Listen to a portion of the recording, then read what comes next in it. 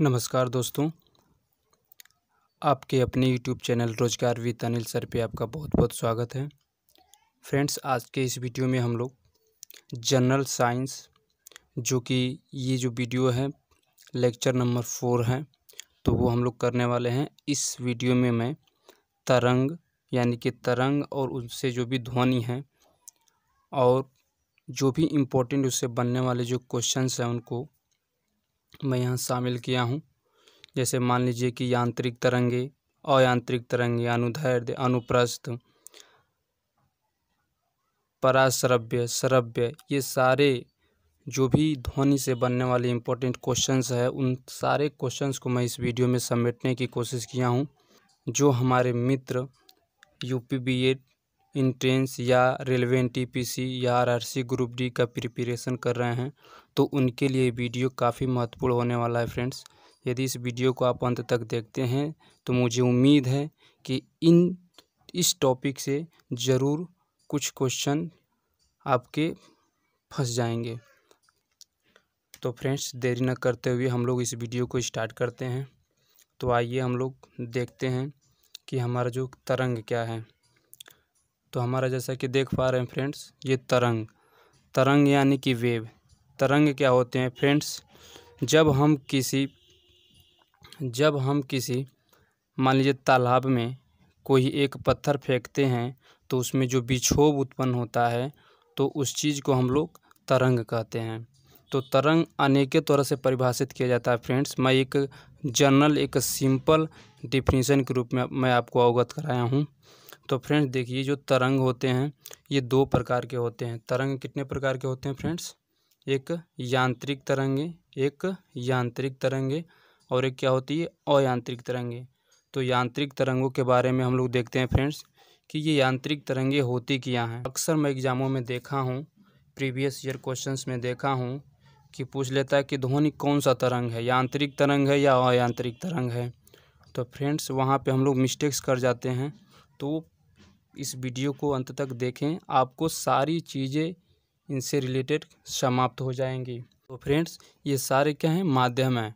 तो जिन तरंगों को क्या चलने के लिए, गति करने के लिए क्या किसी माध्यम की आवश्यकता पड़ती है तो उसे हम कह देंगे क्या? वे यांत्रिक तरंगे होती हैं। और जिन तरंगों को इन्हें किसी माध्यम की आवश्यकता नहीं पड़ती, इसे पड़ती, जैसे मान लीजिए फ्रेंड्स प्रकाश जो आता है तो बताइए कि प्रकाश वायु की सहायता से आता है कि किसकी सहायता से? देखिए, उसकी ना ठोस की ज़रूरत है, ना गैस की ज़रूरत है, ना ही द्रव की ज़रूरत है। वो निर्वात में क्या होता है? चलता है। तो वो अयांत्रिक तरंगे हैं। तो सीधा सीधा मैं बात बता दूं फ्रेंड्स कि जो तरंगे होती हैं दो प्रकार की होती है, यांत्रिक तरंगे और अयांत्रिक तरंगे।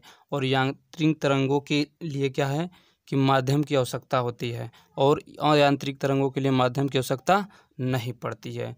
तो अयांत्रिक की बात करें फ्रेंड तो इसे जैसे प्रकाश की जो गति है, प्रकाश की जो क्या है गति है, यह अयांत्रिक तरंग है।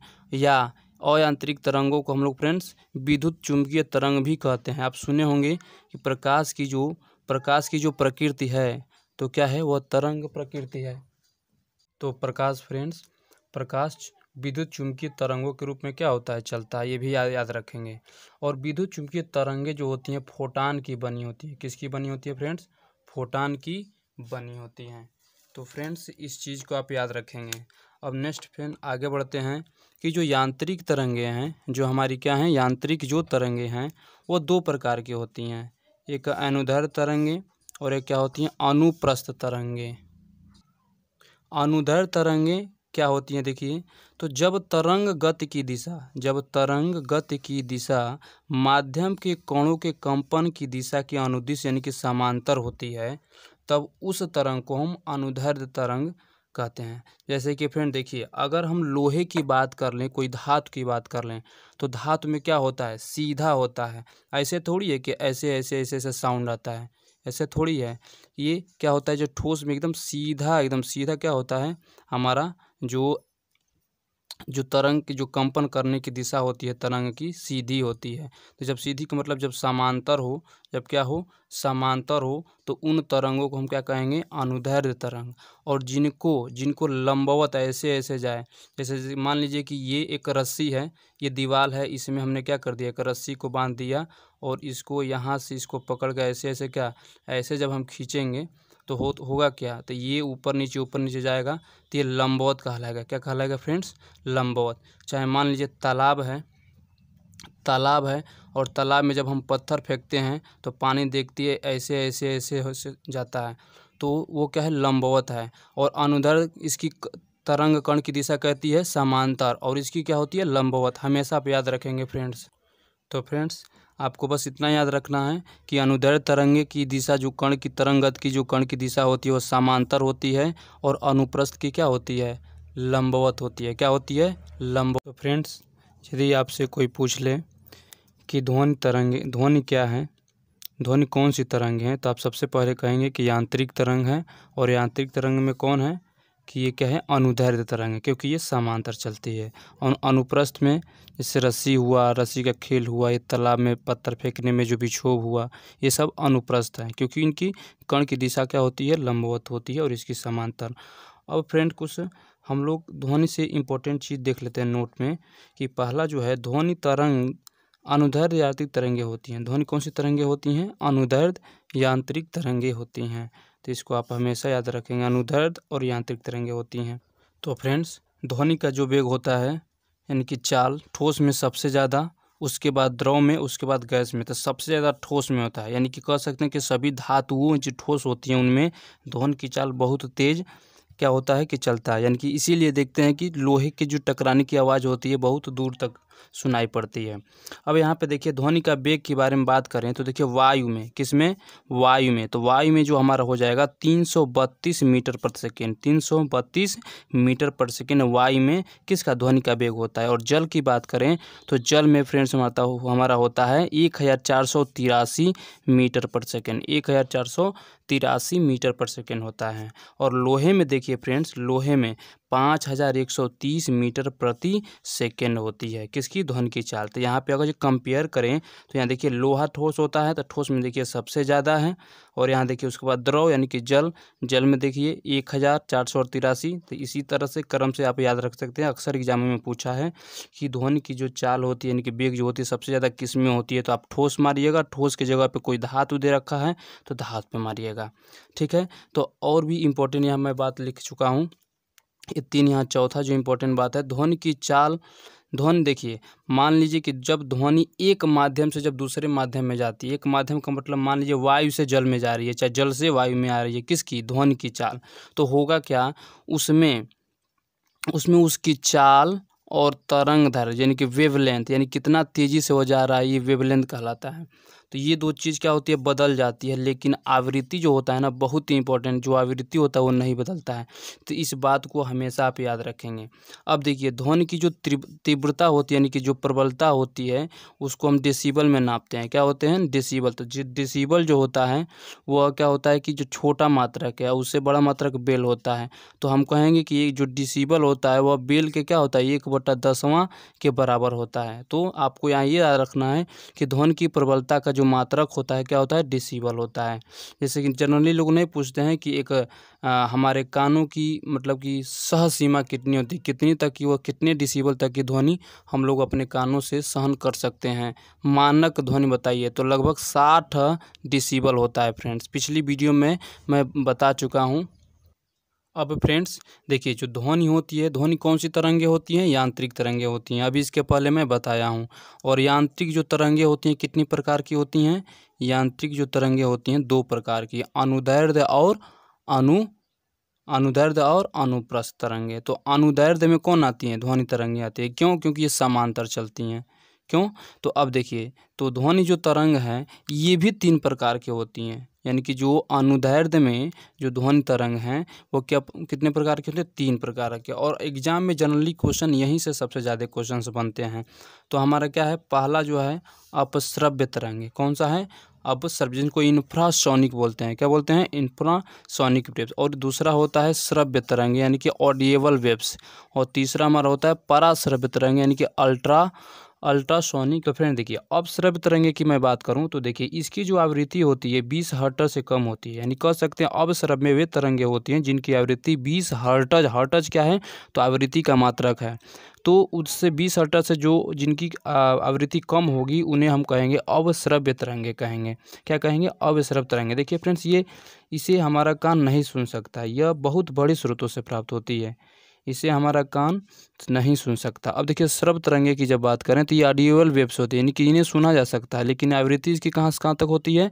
20 हर्ट्ज से 20,000 हर्ट्ज के बीच में होता है। तो इसीलिए मनुष्य इसे कानों से अपने सुन सकता है। तो ये श्रव्य तरंगे कहलाती हैं। तो इस चीज़ को आप याद रखेंगे, क्वेश्चंस यहीं से बनते हैं एग्जाम में सबसे ज़्यादा।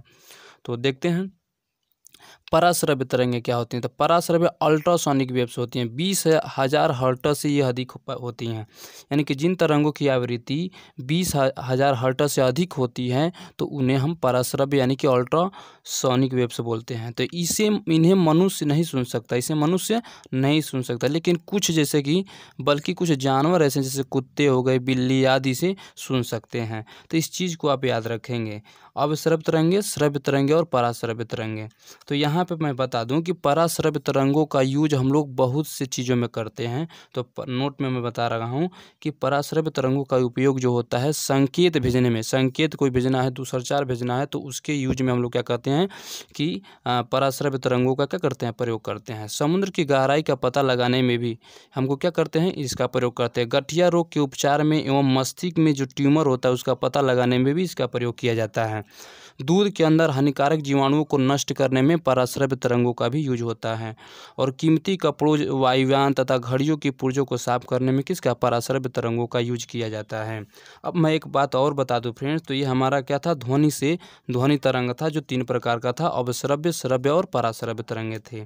अब देखिए यहाँ पे मैं बात करूँ, यहाँ पे तारतम्य तो क्या होता है? तो तारतम्य होता है आवृत्ति पर निर्भर करता है। यानी कि जैसे कि मान लीजिए लड़के का आवाज़ और लड़की का आवाज़, लड़के की जो आवाज़ होती है वो क्या होता है कि देखिए मोटा होता है, और लड़की की आवाज़ क्या होती है? पतली होती है। तो वह क्या होता है कि तारतम्य के कारण होती है। और तारतम्य किस पे डिपेंड करता है? आवृत्ति पे डिपेंड करता है। तो फ्रेंड्स, ये जो मैं वीडियो बना रहा हूँ, ये दिन में वीडियो बना रहा हूँ, और यहाँ पे अगल बगल सड़कें निकली हुई हैं, तो यहाँ पे बच्चे भी शोर कर रहे हैं। तो यदि थोड़ा सा इसमें साउंड अगर जा रहा होगा तो प्लीज़ आप कोऑपरेट कीजिएगा। तो अब यहाँ तारतम्य की बात मैं कर रहा था कि तारतम्य जो है यह क्या है? तारतम्य के कारण ही आवाज़ मोटा होता है और पतला होता है। और ये किस पे निर्भर करता है? आवृत्ति पे निर्भर करता है। और प्रतिध्वनि की बात करें, प्रतिध्वनि मतलब पुनः हमसे सुनाई देना। जैसे हम कहीं किनारे जाकर बोलते हैं, पहाड़ों पे जाएँ कहीं, चाहे रूम में जो बंद कमरा है, तो उसमें हमारी आवाज़ पुनः सुनाई पड़ती है, तो उसे हम प्रतिध्वनि कहते हैं। देखिए, अगर कोई दो श्रोता के बीच यानी कि दो वस्तुओं के बीच 17 मीटर का क्या हो? दूरी हो, तो उसमें परावर्तक प्रतिध्वनि हमें क्या होती है? सुनाई पड़ जाती है। अब हम लोग कुछ और इम्पोर्टेंट टॉपिक पे बात कर लेते हैं फ्रेंड्स। अक्सर इसमें एग्जामों में देख लेते हैं कि यहाँ से अनेकों प्रश्न बन जाते हैं, तो इस चीज़ को भी मैं भी इसमें शामिल कर लिया हूँ। ऊर्जा रूपांतरित करने वाले कुछ उपकरण, ऊर्जा रूपांतरित करने वाले कुछ उपकरण, जैसे कि मान लीजिए डायनोमो है। पहला क्या है? डायनोमो। उपकरण में क्या आ गया? डायनोमो। और क्या उत्पन्न करता है? ऊर्जा का रूपांतरण या यांत्रिक ऊर्जा को, किसको? यांत्रिक ऊर्जा को विद्युत ऊर्जा में क्या करता है? रूपांतरित करता है। ठीक है। तो उसी तरह विद्युत मोटर है। क्या है? विद्युत मोटर। विद्युत मोटर क्या करता है? देखिए, विद्युत मोटर में हम लोग करंट यानी कि धारा प्रवाहित करते हैं, तो वो क्या करता है? यांत्रिक ऊर्जा में उसको बदल देता है। विद्युत मोटर विद्युत ऊर्जा को क्या करता है? यांत्रिक ऊर्जा में क्या करता है? बदल देता है। विद्युत सेल, देखिए विद्युत सेल रासायनिक पदार्थों का बना होता है और उसमें रासायनिक ऊर्जा होती है। तो रासायनिक ऊर्जा क्या करती है कि विद्युत ऊर्जा में क्या कर देती है? बदल देता है। और सोलर सेल की बात करें तो सोलर सेल, देखिए सोलर सेल हमारा जो होता है वो सौर ऊर्जा से प्राप्त होता है। सौर ऊर्जा उसमें रहती है। कौन सी ऊर्जा होती है? सौर ऊर्जा। और वह क्या करता है कि सौर ऊर्जा को विद्युत ऊर्जा में बदल देता है। आजकल हम लोग घर के छत पे ऊपर क्या सोलर से लगवा रहे हैं, सौर ऊर्जा लगवा रहे हैं, तो क्या कर देता है? विद्युत ऊर्जा में पंखा वगैरह, टीवी वगैरह चलाने में क्या करता है? काम करता है। तो वो सोलर सेल का काम है। तो इस चीज़ को आप नोट डाउन कर लें और लिख लें। ये बहुत ही मेहनत से मैं फ्रेंड्स इसको बनाया हूँ ताकि आपको बेनिफिट हो सके। देखिए, विद्युत बल्ब की बात करें तो विद्युत बल्ब जो है वो क्या करता है? उसमें विद्युत ऊर्जा होता है। और विद्युत ऊर्जा क्या करता है? विद्युत जो ऊर्जा होता है, देखिए पहले तो प्रकाश उत्पन्न करता है और देखिए ऊष्मा भी उत्पन्न करता है। ऊष्मा, ठीक ना? अब देखिए सितार की बात करें, सितार यानी कि उसमें यांत्रिक ऊर्जा होती है, यांत्रिक ऊर्जा संचित रहती है, तो वो क्या करता है, ध्वनि ऊर्जा में बदल देता है। किसमें? ध्वनि ऊर्जा में।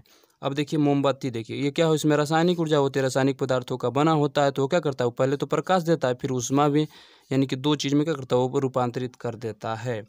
ट्यूबलाइट, इन ट्यूबलाइट की बात करें, देखिए उसमें विद्युत ऊर्जा दी जाती है, उसमें विद्युत दिया जाता है, तो उसमें विद्युत ऊर्जा उत्पन्न होता है और वो क्या करता है, प्रकाश ऊर्जा में उसको रूपांतरित कर देता है। और माइक्रोफोन की बात करें तो माइक्रोफोन क्या होता है, उसमें ध्वनि ऊर्जा होता है और ध्वनि ऊर्जा को भी विद्युत ऊर्जा में क्या करता है, रूपांतरित कर देता है।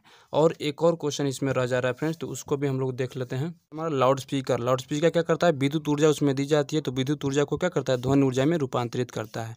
तो फ्रेंड्स ये हमारा जो आज का जो इम्पोर्टेंट जो भी टॉपिक था उपकरण से संबंधित और चाहे ध्वनि से संबंधित, तरंग से संबंधित, आज मैंने इसको इंक्लूड किया था।